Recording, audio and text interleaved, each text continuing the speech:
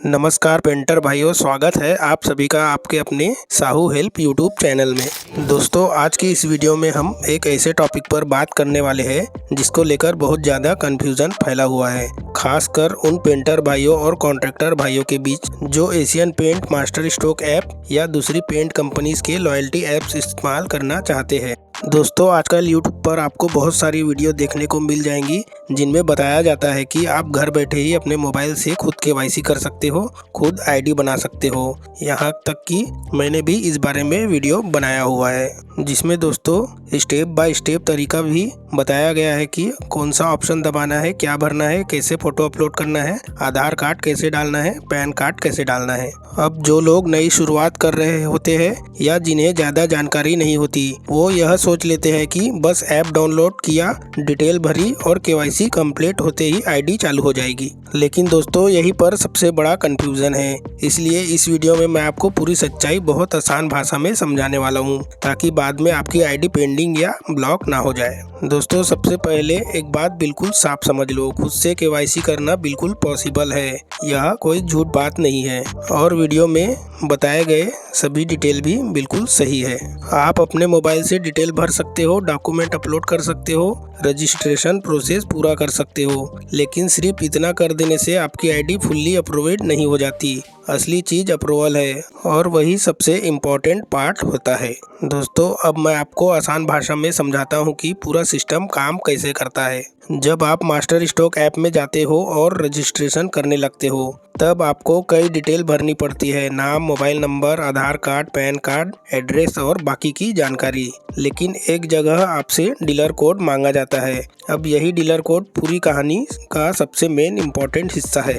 बहुत सारे लोग यही गलती करते हैं कि किसी भी डीलर कोड लेकर डाल देते हैं। कोई व्हाट्सएप ग्रुप से ले लेता है तो कोई दोस्त से पूछ लेता है, कोई इंटरनेट पर खोजने लगता है। उनको लगता है कि कोड मिल गया मतलब अब आईडी बन जाएगी, लेकिन दोस्तों ऐसा नहीं होता, क्योंकि डीलर कोड सिर्फ एक नंबर नहीं होता। उसका मतलब यह होता है कि आप उस डीलर से जुड़े हुए कॉन्ट्रैक्टर हो, आप उसके यहाँ से पेंट परचेस करते हो और आपका काम जेन्युइनली उस डीलर के थ्रू चलता है। कंपनी उसी हिसाब से आपकी एक्टिविटी ट्रैक करती है।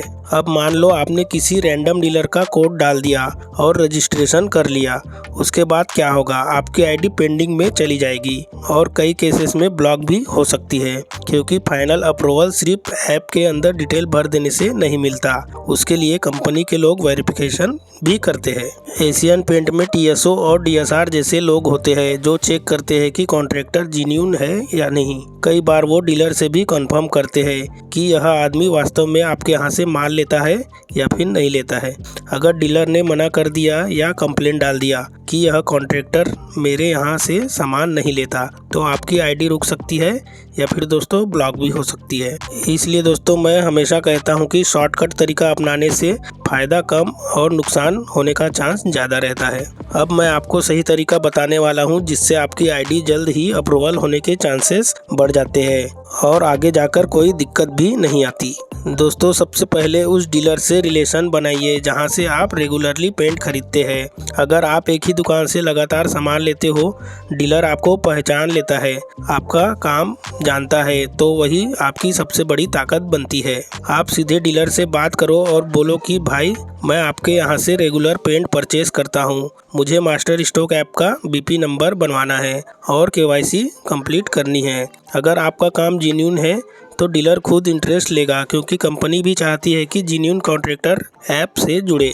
उसके बाद डीलर आपको सही गाइडेंस देगा। कई बार वो खुद टीएसओ या डीएसआर से बात करवा देता है, कई बार वो खुद अप्रूवल प्रोसेस जल्दी करवा देता है। तब आपकी आईडी सेफली अप्रूव हो जाती है और आगे चलकर स्कैनिंग पॉइंट और रिडेम्पशन जैसी चीज़ों में कोई प्रॉब्लम नहीं आती। लेकिन आजकल क्या हो रहा है, लोग सिर्फ यूट्यूब की आधी जानकारी देखकर जल्दबाजी करने लगते हैं।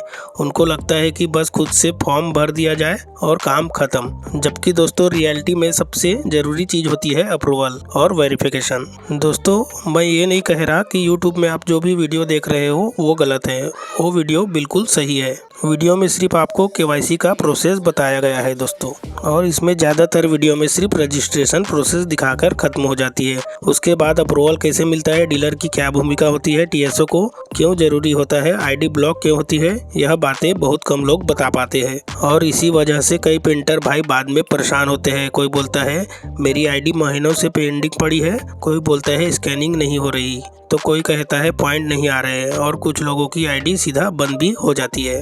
दोस्तों आप खुद ही सोचिए, अगर कंपनी हर किसी को बिना वेरिफिकेशन के आईडी अप्रूव करने लगे तो कितने फेक अकाउंट बन जाएंगे।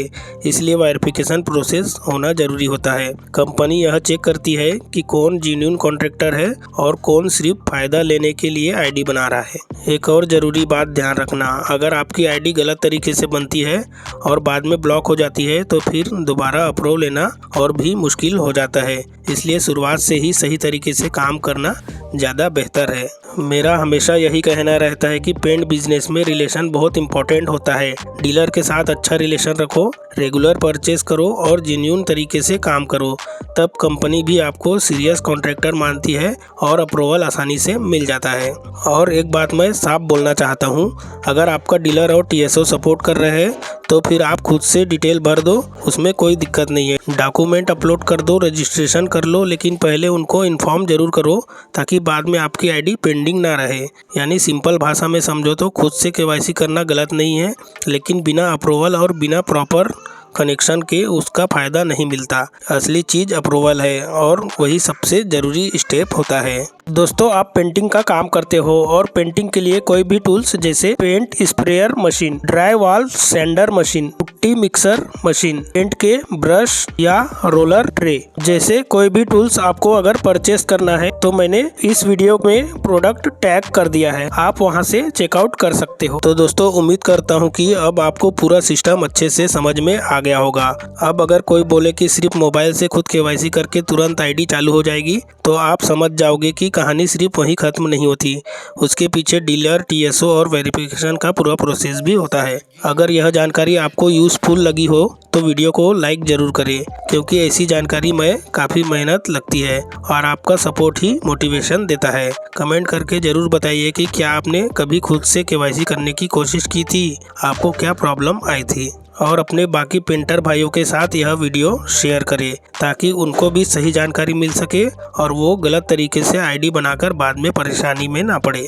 आने वाली वीडियो में master stroke app, Berger paint, Nerolac और दूसरी कंपनीज के लॉयल्टी प्रोग्राम और हिडन जानकारी भी डिटेल में बताने वाला हूँ, इसलिए चैनल को सब्सक्राइब करके जरूर रखिए। मिलते हैं अगली वीडियो में, तब तक के लिए अपना ध्यान रखिए। धन्यवाद।